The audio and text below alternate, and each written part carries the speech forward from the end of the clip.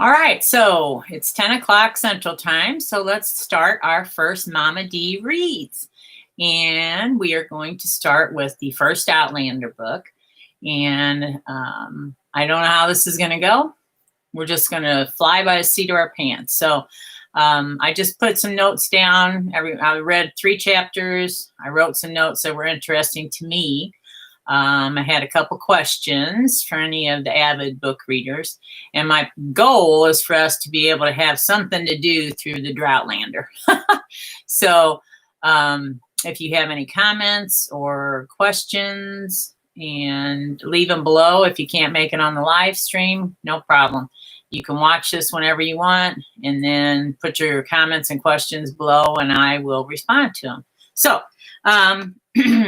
my notes from chapter 1. I noted that Claire was raised by her uncle when her parents were killed in a car accident and when she was 5 years old. And she learned how to dig latrines and boil water and learn how to read because she had to read to her uncle. So she started out being very resourceful. So as we see her as an adult, we kind of know her background. And she didn't live a privileged life in a rich English countryside manner. You know, she was out there in the middle of, at least in the show, in the middle of the desert, doing archaeological digs and things like that. So we know that Outlander is set in 1940s after World War II, and Claire was a trauma nurse in the Army. And I think one of my subscribers was the one who suggested I react to Outlander. And at first I thought, I'm not really into kind of that old, those period pieces or whatever. But when I watched the first episode and I saw that she was a trauma nurse just like me, and I could just, I worked in level 1 trauma centers the majority of my 28 years in the emergency room. And I could just so see me. I always said that I could so see me on the front lines of a war. It was a war. I worked in the big city trauma center in St. Louis in 1990s, late 80s. In 1992, St. Louis had the highest murder rate in the United States. So we would get one gunshot right after the other, one stabbing, whatever. So it was like being in war. We said that it was like being in the war zone. So when that first scene where she's clipping that artery in that guy's leg and his leg's filleted open, I was like, oh yeah. I could see me doing that. And later on when she's popping Jamie's shoulder back in, we did those all day long. So I related to her and how every situation she jumps right in. And it's funny because it's like that's what a nurse would do. And you would be, anything that happens, you would be the first one to get involved in things. And then she married Frank, and he was sent off to officers training. So they were separated for, I think it said 5 years. And that's where we catch up with them at the beginning after the war. And they go off on their honeymoon kind of thing and trying to get reconnected. And you get a little bit of their story in the show, but the book, goes into much more detail. And that's another question I had for you avid book readers who started out with the book and now you've seen the show. And I always hear so many things. Well, people didn't like this or people didn't like that. I take it from my point of view.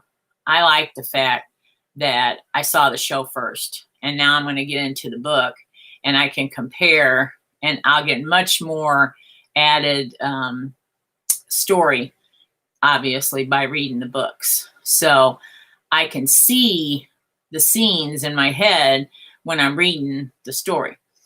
And I'm sure for you people who are avid book readers first, you had an idea of who Claire what she would look like and everything, and what Jamie would look like and what Frank and, everybody would look like.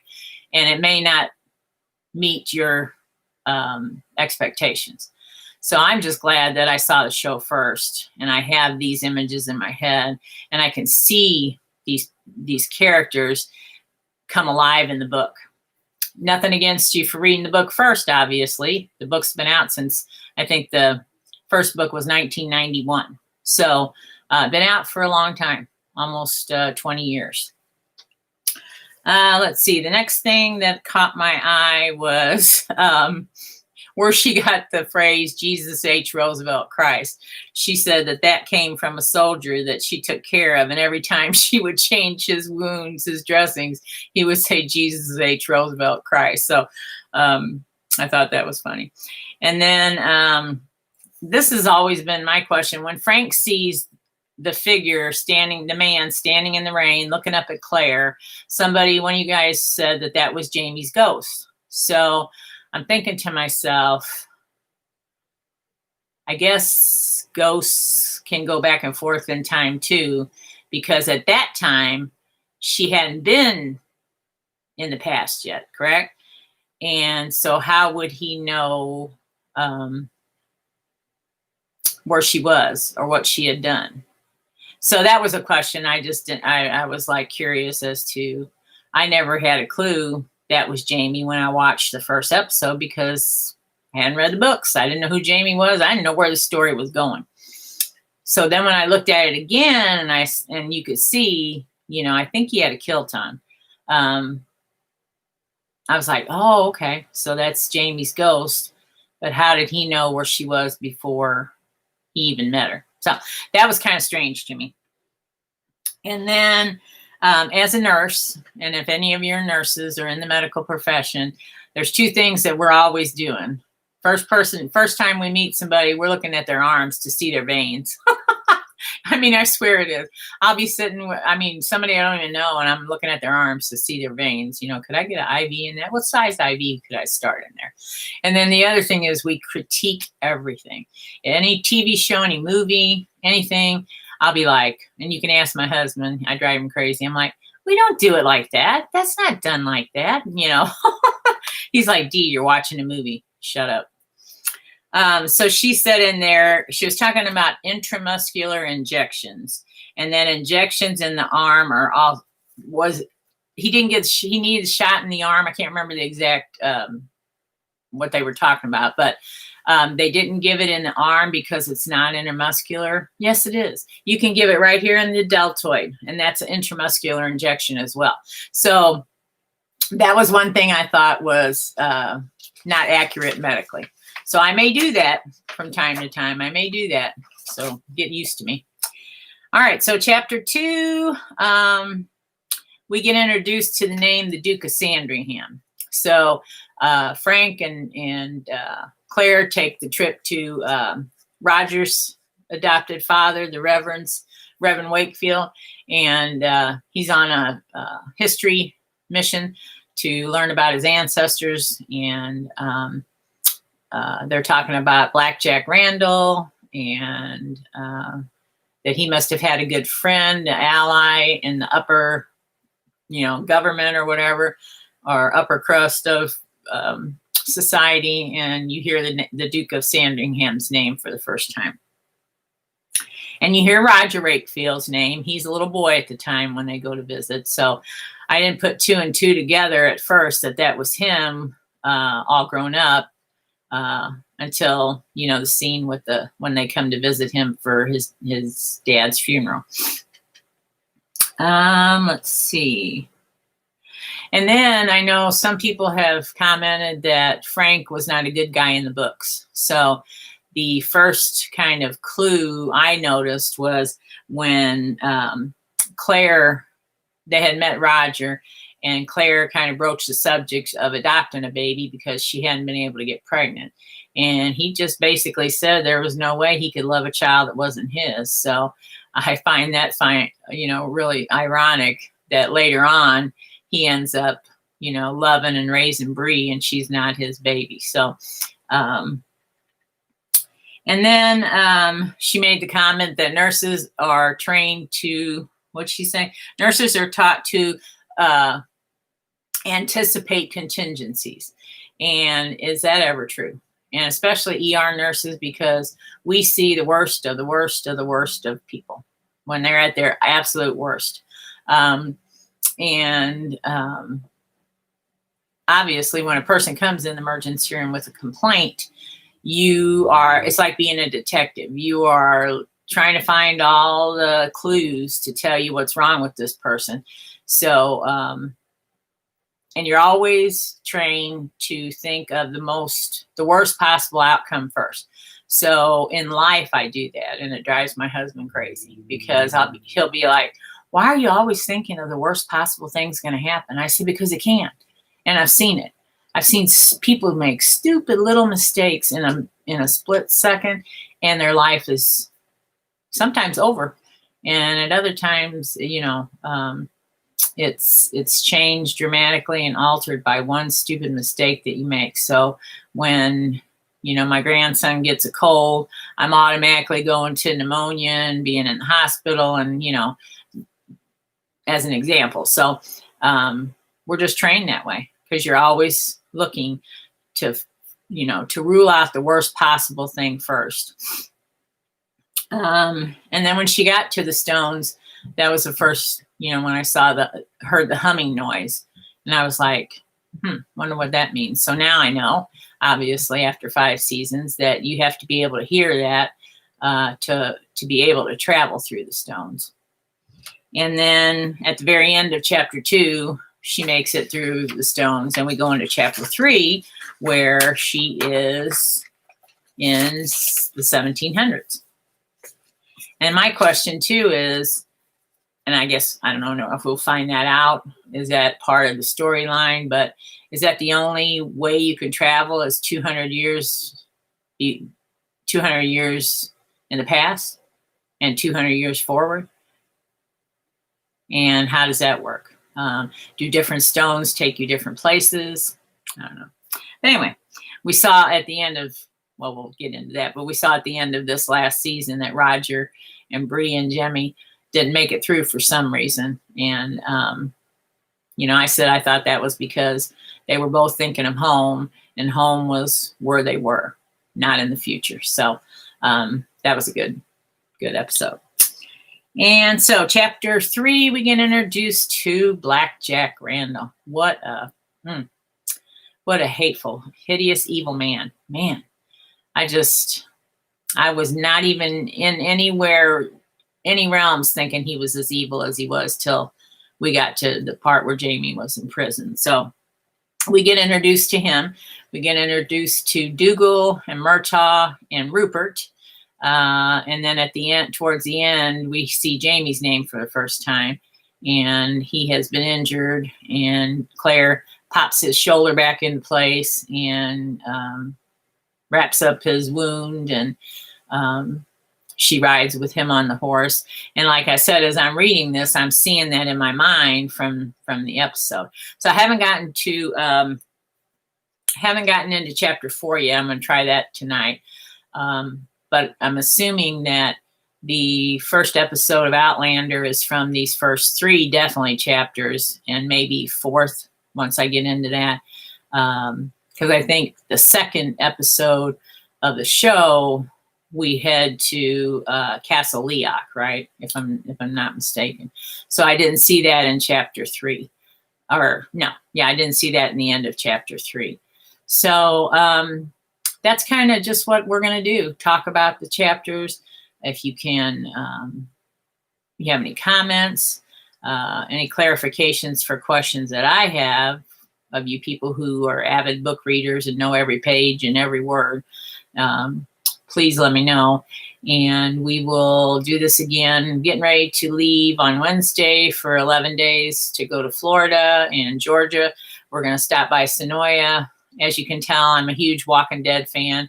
That was the first show that I ever reacted to.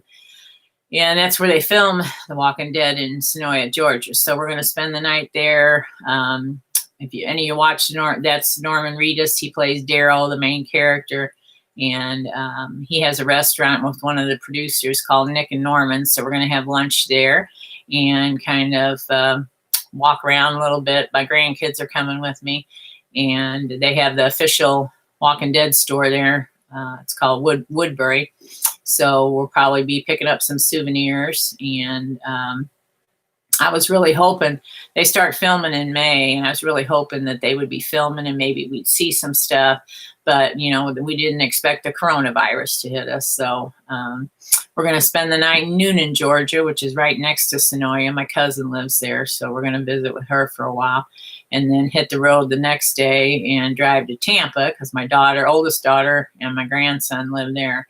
My younger she's got 2 boys, and the older one lives with her. The younger one wanted to stay up here because his dad lives up here. So he's been living with us. And then we're raising our 6-year-old autistic grandson, Chase.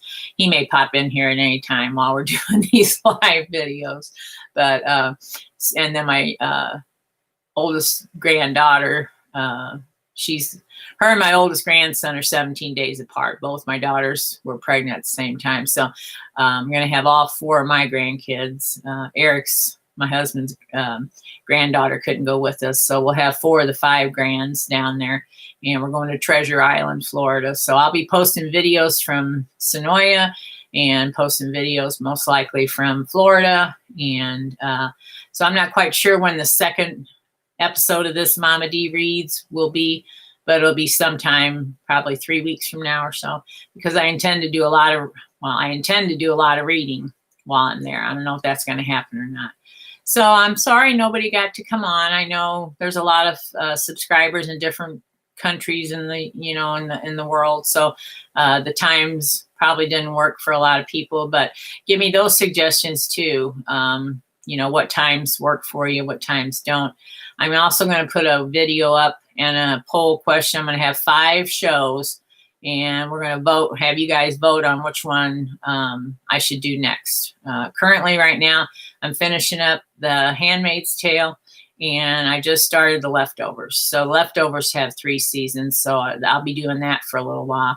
Walking Dead will be coming back probably in August. It was postponed. It was supposed to be year-round, but it was postponed due to Corona. So I will probably by that time only have 2 shows, The Leftovers and The Walking Dead, and then this Mama Dee Reads. So I'm going to put a poll up of 5 shows that are pretty high up there that people are reacting to and are popular, and let you guys vote on what you want to see, or you can put a suggestion in the comments as well. So I will talk to you all on the next Mama Dee Reads, and I love y'all. Thank you so much for your support. Please share my channel if you're on any Droughtlander. Oh, and who is that? Now you'll be able to tell. I do have cataracts. I'm getting old, and my vision sucks. So.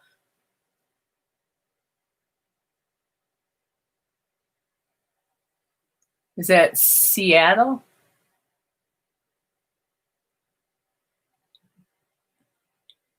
Okay. Yeah, too bad. I'm sorry that you missed it. But like I said, please leave your comments or questions or answers to my questions below. And we will see you on the next Mama Dee Reads. Oh, here we go. Oh, good. Okay. Did you have any insights that you wanted to share from you rereading it? And had you already read the book? Obviously, I'm sure if you said you reread it. Anything about the first 3 chapters that stuck out to you, or that you thought was more interesting, or something that should be discussed? Let me know. I just mentioned that, a lot of the different characters that we came to know are all introduced in those first couple chapters. So, and I'm trying to think if there's anything else. Let's see. I loved all the books. Sorry, my dog was having an issue and I couldn't get back to you. That's okay. No problem. We've got a new, well, she's 2 years old now, but if you ever watch The Walking Dead, Michonne, the black chick with the dreads and the sword, we named her after Michonne. We do like The Walking Dead here. So she may pop in too. She's always coming in here looking for me to give her some kind of snacky snack. So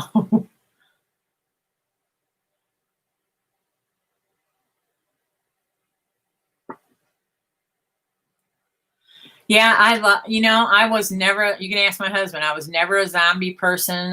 I had no interest in that. And we got rid of cable and we got a Amazon Fire Stick. And then we started binge watching shows because I was going through grad school. I got 2 master's degrees. So at that time, for those years, I was just had my head in the books. And so I never watched anything. So when we got the Fire Stick and I was out of school and I'm like, well, let's start watching some of these shows that we've never watched before. And I had heard a lot about The Walking Dead, about Breaking Bad. So we started watching those and binge watching them. So the first show that we binge watched was The Walking Dead. And after the first couple episodes, you don't even look at the zombies much anymore. It's all about the characters and you really get into the storyline. If you can get past the, the zombie gore and that kind of stuff, which, like I said, now after 10 years, the zombies are not even really the story. You've got groups of bad people. We had the saviors, we had the governor, now we have the whisperers, and so it's all in the story. So you should watch it. It's really good. And then the next one we did was Breaking Bad, which obviously that's like supposed to be the best show ever on TV. And that was good. And now we're watching Better Call Saul. And that's just finished season 4. And that's good because it's the same guy writing it that wrote Breaking Bad. So, and I think that's about, unless you got anything else you want to say there. I'm going to get off here. I have to be at work at midnight. I work night shift. Do you love horror? Oh, good, good. Yeah. Well, you should watch it. I only have season 9 and season 10 because I only started my channel a year ago. So my grandson and I started doing The Walking Dead from the beginning. We've got 2 videos of that. And we intended to keep going on that. We just haven't had time. So we had both watched The Walking Dead years ago, for him a couple years ago, me, not 10 years, because like I said, it's been on 10 years. So it's not like we're reacting to it for the first time. But when you haven't watched something in a couple years, sometimes it's almost like, watching it over again because you forgot so many things. So we did the first and second episodes of season 1 and we were like, I don't remember that, so we're going to keep trying. And that's kind of like a Droughtlander situation too with the coronavirus. So we're going to do that. We started on the very first episode and we're going to keep going season 1. And if we get to season 2, however long it takes for The Walking Dead to come back, because when they come back, they're going to have the finale from season 10. And then the new show starts, The Walking Dead World Beyond, which is going to be kind of focused on the kids that were born after the apocalypse happened or whatever, and how they've grown up in this world. So that should be interesting. And then we'll go right into Fear the Walking Dead. And then when Fear goes up, we'll have season 11 of The Walking Dead. So it was supposed to be year round until the coronavirus hit.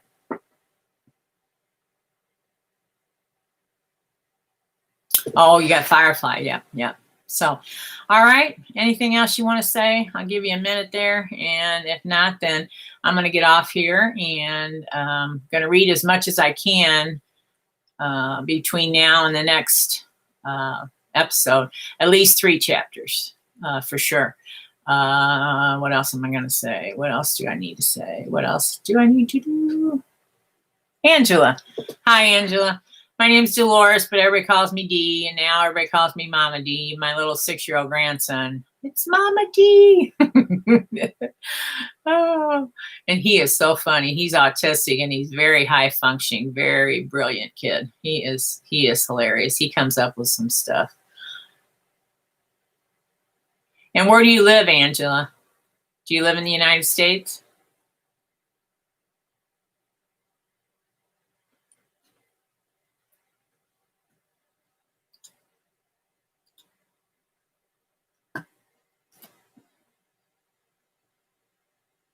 We live in St. Peters, Missouri. It's a suburb of St. Louis. So right now we're dealing with the riots in Ferguson, which is maybe about 10 miles, 15 miles from me.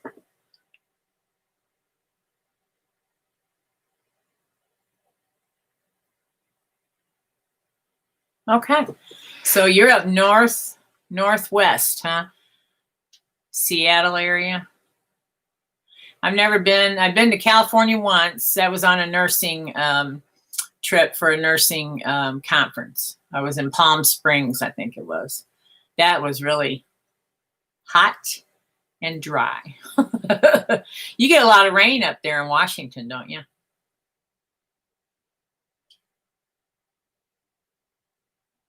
All right, cool. Yeah. We're right in the middle of the country, square in the middle, just about. We're about 23 miles from downtown St. Louis. So we're getting ready to leave on Wednesday. Like I said, we're going to drive to Sonoya, Georgia, and then hit Florida. Yeah, we've been having a rainy spring too. So, and then I looked at the forecast for Treasure Island, Florida. It's 3 of the days it's 80% rain. I'm like, figures. Monday looks like the least amount. That's the day my kids are coming, grandkids are coming over, and we're going to hang out at the beach all day. So that's our plans, just to do absolutely nothing. Oh, really? Okay. Well, I traced my roots back. I went through, my husband got me year before last, Ancestry.com, the DNA thing.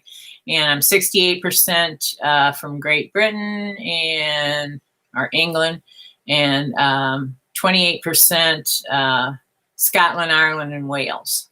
So now my husband, since we've been watching Outlander, he calls me Sassenach now.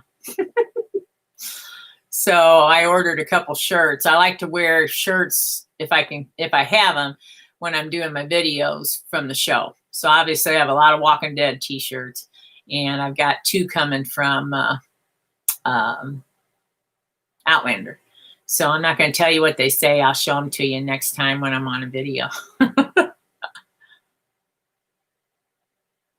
And doing that, that's what it was, doing the ancestry. My ancestors came from England over to Alabama and settled in Alabama. So I would love to do the research and find out who I'm related to way back when, but they want $2,000 some just to even start a search. So that's out of my budget range, just for fun stuff. So I'd rather go on a vacation with my grandkids.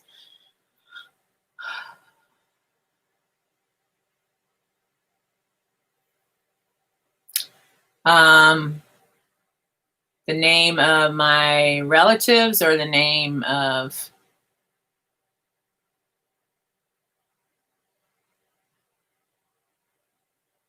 It didn't say what town in Alabama they went to. Oh, my relatives' last name's Patterson. Patterson was my mother's maiden name, and then my father is, let me think, because I'm adopted. So I found my my biological mother's family tree on there. So Hegel, Hegel, is my biological father's name, Jimmy Hegel. So I've gotten great-grandpa, grandpa, and father. I haven't been able to find anything on my dad's side. This was all on my mom's side. And